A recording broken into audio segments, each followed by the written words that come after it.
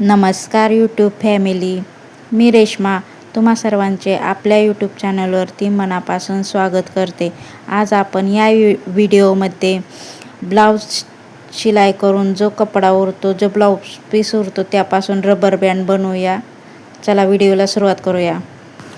इथे मी ब्लाऊज पीसच्या 3 पट्ट्या काढून घेतलेल्या आहेत. तिन्ही पट्ट्यांची लांबी ही 34 इंच आहे.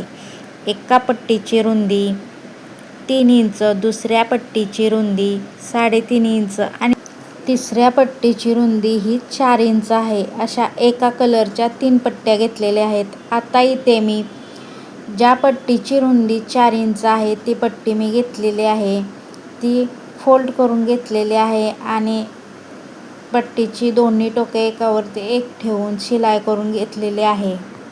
या पद्धतीने शिलाई करून घ्यायची आहे. आता आपण ही पट्टी जी आपण जोडलेली 2 टोके आहेत ती वरच्या साईडने येतील या पद्धतीने आपण पट्टी फोल्ड करून घेणार आहे. आता या पट्टीचा जो वरचा पदर आहे तो या पद्धतीने फोल्ड करून घ्यायचा आहे आणि खालचा पदर जो आहे त्या पदराला आपण शिलाई टाकून घेणार आहे. जसजशी आपली शिलाई पुढे येईल तसतसा हा आतला पदर आहे तो पट्टीच्या मागच्या साईडने हळूहळू खेचून घ्यायचा आहे आणि पुढे पुढे शिलाई करत जायचं आहे. या पद्धतीने आपण शिलाई करून घ्यायची आहे. व्हिडिओमध्ये दाखवल्याप्रमाणे शिलाई करून घ्यायची आहे आणि शिलाई करत आल्यानंतर शेवटी थोडीशी जागा शिल्लक ठेवायची आहे जिथे आपण शिलाई करणार नाही. अगदी 1 इंच किंवा पावणे 1 इंच एवढीच जागा शिलाई न करता शिल्लक ठेवायची आहे. तिथे शिलाई करायची नाही. जिथे शिलाई करणार नाही तिथून आपण ही पट्टी सरळ करून घेणार आहे, जेणेकरून शिलाई केलेली जी बाजू आहे, जो भाग आहे तो आतल्या साईडने जाईल. या पद्धतीने आपण ही पट्टी सरळ करून घेणार आहे आणि जिथे शिलाई केलेली नाही तिथून आपण इलास्टिक टाकून घेणार आहे. या पद्धतीने आपण रबर बँड बनवून घ्यायचे आहे. इथे मी 6 रबर बँड बनवणार आहे, जे साडीवर मॅचिंग होणार आहेत. ब्लाऊज पीसच्या उरलेल्या कापडातून मी हे रबर बँड बनवत आहे साडीवरती मॅचिंग. इथे मी 2च रबर बँडला शिलाई करून दाखवणार आहे. बाकीचे 4 मी शिलाई करून घेणार आहे. ते मी व्हिडिओमध्ये दाखवणार नाही. ते जर दाखवले तर व्हिडिओ हा खूप मोठा होईल, म्हणून मी इथे 2च रबर बँडला शिलाई करून दाखवत आहे. या पद्धतीने रबर बँडला शिलाई करून घ्यायची आणि इथं थोडीशी जागा शिल्लक ठेवायची आणि शिलाई करून घ्यायची.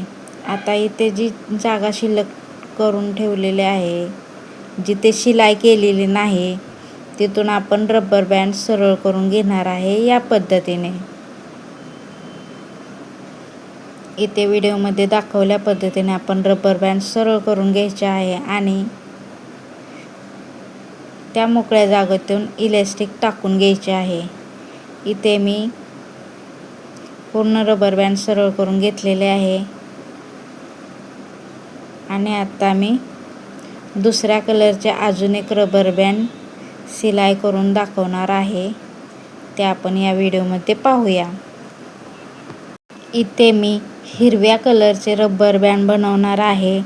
जो ब्लाऊज मी पहिल्या व्हिडिओमध्ये दाखवलेला आहे शिलाई करून, त्याचे कापड उरलेले आहे, त्या कपड्यातून मी हा रबर बँड बनवत आहे. आता हा सरळचा कपडा जो आहे तो एकावरती एक ठेवून या पद्धतीने आपण शिलाई करून घेणार आहे. जी पट्टी आहे 34 इंच ही पट्टी आहे. ही पट्टी फोल्ड करून घ्यायची आणि जे पट्टीचे 2 टोक आहेत ते एकावरती एक ठेवून या पद्धतीने शिलाई करून घ्यायची आहे. आता ही उलटी साईड आपण वरच्या साईडला केलेली आहे आणि सरळची साईड ही एकावरती एक ठेवून या पद्धतीने आपण वरचा पदर फोल्ड करून घ्यायचा आहे आणि खालच्या पदराला शिलाई टाकून आतला पदर हा खेचून घेत हळूहळू शिलाई टाकून घ्यायची आहे आणि आपले हे रबर बँड शिलाई करायचे आहे. इथे व्हिडिओमध्ये दाखवल्याप्रमाणे बाकीचे 4 रबर बँड आहेत. त्या रबर बँडना मी शिलाई करून घेत आहे. जे आपण रबर बँडसाठी कापड काढलेले आहे त्या कपड्याला शिलाई करून घेत आहे आणि साडीवरती मॅचिंग असे आपण रबर बँड बनवून घेत आहे. याला शिलाई करून झाल्यानंतर या पट्टीमध्ये बनवलेल्या पट्टीमध्ये इलास्टिक कसे टाकायचे हे पाहूया. आता इथे मी रबर बँडची मापे दाखवत आहे जे मी शिलाई करत आहे. इथे मी इलास्टिक 7.5 इंच घेतलेले आहे 6 रबर बँडला. आता हे गोल्डन कलरचे जे रबर बँड आहेत त्याची रुंदी ही 4 इंच आणि लांबी ही 24 इंच आहे. जो कपडा उरलेला होता त्यातून मी हे शिलाई केलेले आहे. थोडाच कपडा उरलेला होता 24 इंचाचा, त्याच्यामुळे मी इथं त्याची लांबी 24 इंच घेतलेली आहे आणि रुंदी 4 इंच घेतलेली आहे. इथे मी इलास्टिक 7.5 इंचचे घेतलेले आहे. तुम्ही पाहू शकता इथे प्रत्येक रबर बँडमध्ये 7.5 इंचाचंच इलास्टिक टाकलेले आहे. हे इलास्टिक कसे टाकायचे ते आपण पाहूया. आत्ता इथे एक पिन घ्यायची आहे आणि त्याच्यामध्ये इलास्टिक लावून घ्यायचे आहे. या पद्धतीने इलास्टिक लावल्यानंतर आपण जिथे शिलाई केलेली नाही, जिथे आपण इलास्टिक टाकण्यासाठी जागा रिकामी ठेवलेली आहे, या जागेतून आपण इलास्टिक टाकून घेणार आहे पिनाच्या साहाय्याने. आता हे टोक एका बोटामध्ये अडकून घेत आहे जेणेकरून हे टोक पूर्ण त्या रबर बँडमध्ये जाणार नाही. या पद्धतीने इलास्टिक टाकून घ्यायचे आहे. आता हे टोक त्या मोकळ्या जागेतून काढून घ्यायचे आहे आणि दोन्ही टोकांना गाठण मारून घ्यायचे आहे. एक गाठ मारायची आहे. गाठ मारल्यानंतर जे आपण शिलाई केलेली जागा नाही तिथे आपण सुई धागा घेऊन हात शिलाई करणार आहे. याच्यात टाकलेले इलास्टिक खराब झाले किंवा ते इलास्टिक तुटले तर ती हात शिलाई काढून आपण तिथून दुसरे इलास्टिक बदलू शकतो. या पद्धतीने आपण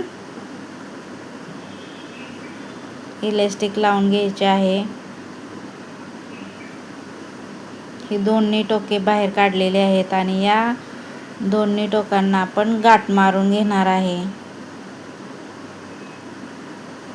आणि जिथे शिलाई केलेली नाही, जी जागा रिकामी ठेवलेली आहे त्या जागेवरती आपण हात शिलाई करून घेऊया.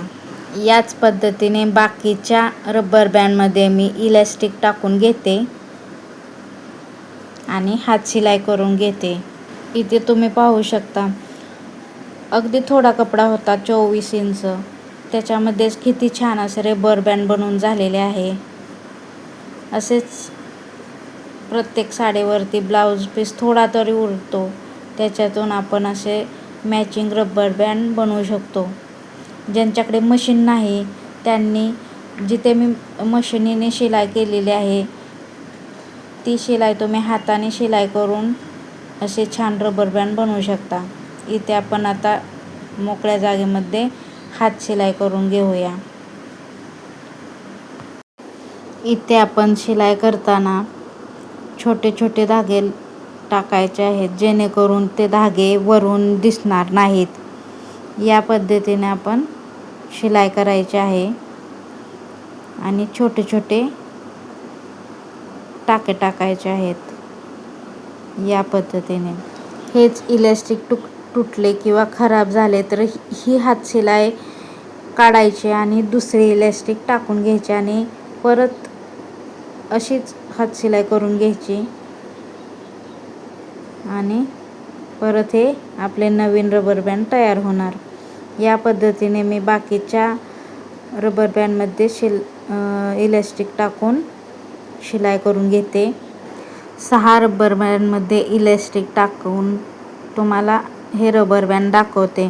इथे मी 6ही रबर बँड बनवून घेतलेले आहेत, त्याच्यामध्ये इलास्टिक टाकून घेतलेले आहे. इथे तीन रबर बँड ही छोटी बनवलेले आहेत आणि 3 रबर बँड ही मोठी बनवलेली आहेत. व्हिडिओ आवडल्यास लाईक करा, सबस्क्राईब करा. धन्यवाद.